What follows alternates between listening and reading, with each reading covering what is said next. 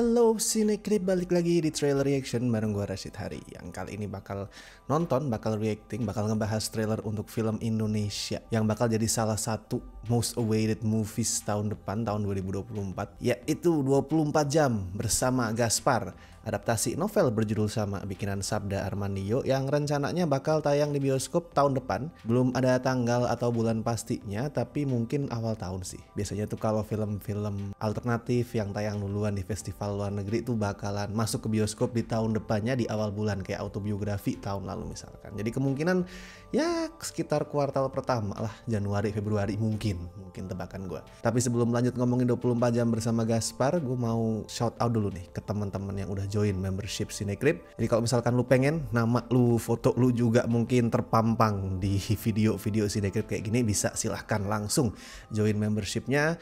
Mau yang bestie, mau yang familia, it's okay, bebas. Dua tier itu adalah tier yang bisa ngasih lu perks, ngasih lu benefit, menampilkan wajah dan nama lu di sini. Jadi silahkan. Dan buat yang udah join, gue berterima kasih banget ke kalian. Itu adalah bentuk dukungan yang sangat-sangat luar biasa ke kami ini, bahwa bapak ibu-ibu dengan AdSense seadanya ini. Sekali lagi thank you. Oke, ngomongin 24 jam bersama Gaspar nih. Bulan depan film ini sebenarnya udah tayang loh. Jadi di Indonesia itu di bioskop baru tayang tahun depan, tapi di luar negeri di festival film tuh udah tayang bulan depan, tepatnya 6 Oktober, yaitu di Busan International Film Festival. Dan tahun ini emang banyak ya film Indonesia yang diputar di Busan. Selain 24 jam bersama Gaspar tuh ada juga Ali Topan bikinannya Siddhartha Tata, terus ada Sarah bikinannya Ismail Basbet, sama Woman from Rote Island bikinan Jeremias Nyangun, dan beberapa film pendek juga ada di sana. Selain karena emang banyak yang masuk official selection, tahun ini emang Busan tuh ngasih sorotan tersendiri buat film Indonesia. Mereka bikin segmen tersendiri buat film kita yang dikasih judul Indonesian Cinema Renaissance. Prestisius sekali. Tapi buat gue nama segmen itu cocok buat menggambarkan iklim perfilman Indonesia sekarang gitu. Kalau misalkan dilihat sekilas sih, mungkin kan terkesannya kayak waduh, industri kita kayak stagnan ya. Yang laku horor lagi, tiap minggu ada horor terus. Kalau dilihat sekilas terkesannya kayak gitu. Tapi kalau lu lihat secara lebih dalam, beberapa tahun terakhir emang pantes sih dibilang masa renaissance. Di ranah mainstream jumlah film yang tembus juta tuh kan makin banyak. Apalagi sebelum pandemi itu gue lupa berapa pasnya, 15 film dalam setahun tuh bisa tembus juta penonton, di luar banyaknya genre horor ya. Tapi intinya makin banyak yang bisa tembus juta penonton. Terus di persoalan genre juga variasinya nambah, dan di ranah alternatif, di film-film alternatif, di festival juga termasuk di Busan tahun ini ya, makin banyak yang lolos seleksi jadi official selection, bahkan menang juga banyak. Gue yakin sih kalau nggak ada pandemi nih ya, what if nggak ada pandemi COVID kemarin, kondisi perfilman Indonesia sekarang tuh udah jauh di atas yang bisa gue bayangkan sekarang. Mau itu di mainstream dengan pendapatan penontonnya yang makin banyak, atau di ranah alternatif yang makin variatif, itu gue yakin pasti makin dan jauh lebih bagus kalau nggak ada pandemi. Jadi misalkan disebut sinema Indonesia lagi ada di fase renaissance, gue setuju. Mungkin belum ada di peak, dan gue harapkan belum peak ya ini ya, belum puncak, masih bisa naik lagi, tapi arahnya udah bener. BTW kemungkinan besar nih sebelum masuk di bioskop, 24 jam bersama Gaspar tuh bakal tayang di JAV. Tuh gue cukup yakin sih. I mean come on, sutradaranya Yosep Angginun, dia salah satu orang yang bisa dibilang gengnya JAV gitu. Nggak mungkin dia ngerilis film baru yang lumayan prestisius pula ini ya, terus nggak tayang di JAV duluan, tuh nggak mungkin.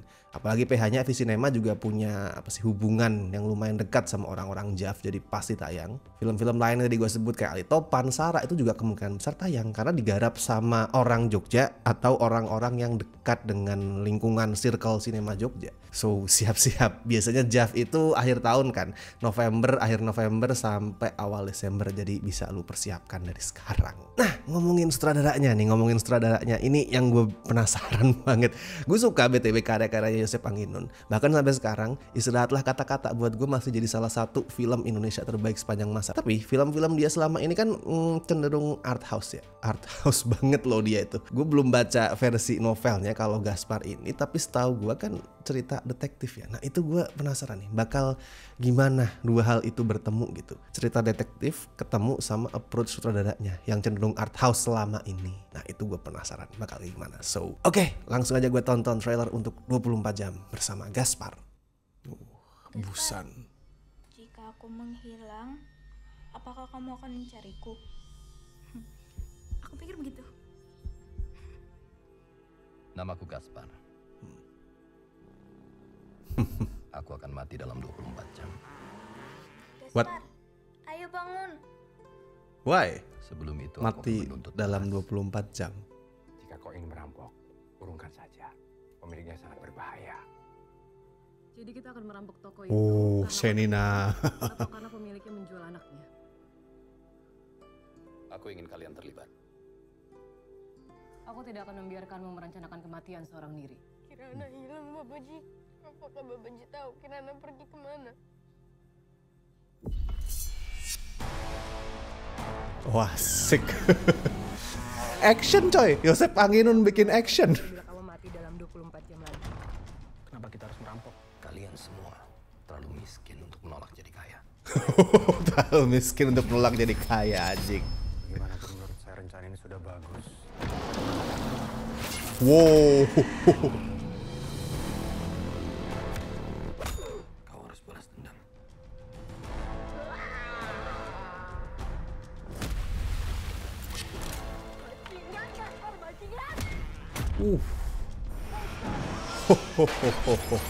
Kok seru.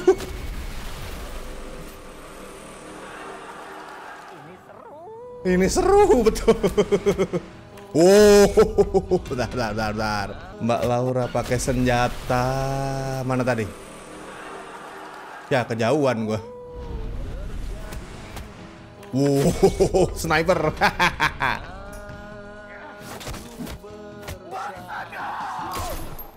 Bangsat kau. Situ beneran mau mati besok. Kau mau ikut? Bisa saya pertimbangkan. Si BTW si Kristo ini pilihan proyeknya wow loh, keren loh pilihan proyeknya. The Big Four, terus Star Syndrome tuh bagus loh. Star Syndrome, terus kemarin Sleep Call, dan sekarang Gaspar ini. Pilihan proyeknya mantap. Oke, ini trailer yang bagus. Kenapa? Karena gini, ada dua kemungkinan kan. Film ini bentuknya bakal kayak apa? Karena kita belum tahu nanti filmnya bakal seperti apa sih. Tapi ada dua kemungkinan. Pertama, sesuai sama yang dikasih lihat sama trailernya, yaitu film yang seru, action oriented dan segala macam. Misal filmnya emang kayak gitu, ya bagus, aman, sesuai sama apa yang dijual kan. Nah, yang kedua bisa jadi filmnya itu anginun banget. Filmnya anginun banget tuh bisa jadi loh. Alias slow burn ternyata, pelan temponya, artsy. Nah, andaikan filmnya artsy dengan bentuk trailer yang kayak gini, yang seru, yang fast pace, penonton awam kan bakal tertarik. Coba deh misalkan filmnya artsy ternyata, terus lu jual dengan apa adanya, penonton awam ya mana tertarik gitu.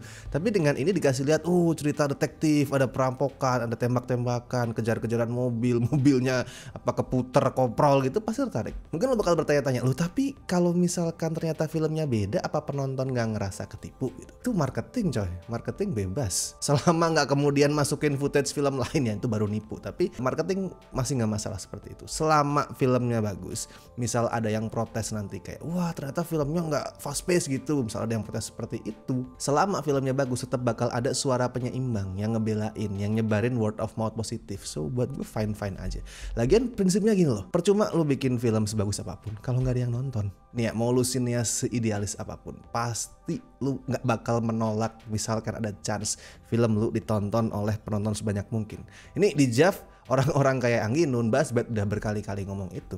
Kayak ya kita emang bikin film alternatif, tapi misalkan film kita itu ditonton orang sebanyak mungkin ya kita seneng. So nggak masalah buat gue. Jadi dengan trailer menjual kayak gini itu buat gue malah membantu mempertemukan film ini sama target pasarnya. Siapapun target pasarnya, sebesar apapun ukuran target pasarnya, dengan trailer yang menjual kayak gini, yang berpotensi mendatangkan penonton sebanyak mungkin, peluang buat film ini ketemu sama target pasarnya jadi lebih gede. So why not? Tapi kalau gue sih, feeling gue ya, 24 jam bersama Gaspar ini gak akan action oriented yang kayak dilihatin di trailernya. Gue mikirnya ya Anginun, come on. Mungkin dia akan tetap berusaha untuk mengemas filmnya lebih mainstream, karena ya film Visinema gitu, berusaha ngambil jalan tengah antara film mainstream yang penonton awam suka sama film alternatif yang fresh. Nah, gue rasa Anginun bakal bermain-main di situ. Ya tipikal noir, pulp story gitu, mungkin rada-rada kayak Drive-nya Ryan Gosling mungkin. Kalau soal cast-nya, aduh no comment lah.